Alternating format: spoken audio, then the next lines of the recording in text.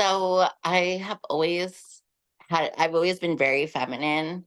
Um, Even as a kid, I would always gravitated towards like Barbies and like things like that. And I don't know, I never resonated with masculine energy.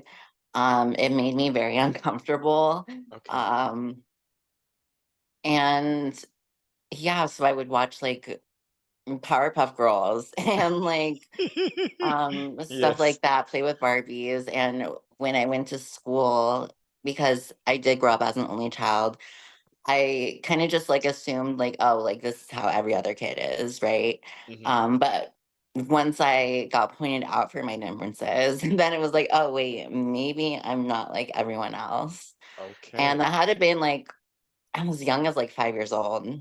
That young? Yeah. It's Wow.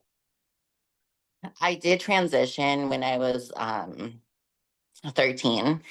So I had a very early start. Um, I know now like it's a huge topic, like trans kids, especially for like news and like everything going on out over here.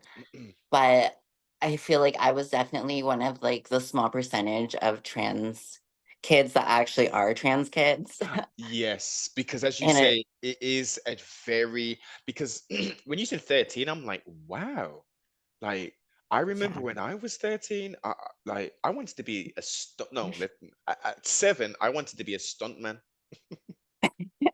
That's all I wanted to do for the longest amount of time. But I got older and I thought, there's no way I'm breaking my bones and putting my life on the line for that. That's not what I think. So at 13, that's still, you still got a lot of physical developing to do, mentally developments. But clearly, moving forward for yourself, you were one of the percentage where it wasn't, oh, I've got a feeling a little bit different. And then Right. being said, okay, well, let's take some of these different types of hormones. I think that's a different, no, not a different, that's a very slippery slope. I think it should be very much spoken about, very much discussed. Therapy, obviously doctors conversations, parental discussions before any. That's very drastic. That's very drastic decision, isn't it? It's irreversible damage that you can do to your body. And,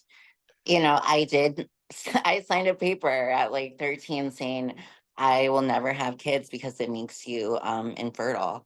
So it was like, I didn't realize at the time like what a huge decision I was making. Mm. Um, for me, and I feel like I don't know, for true transgender people, it's not like a matter of choice.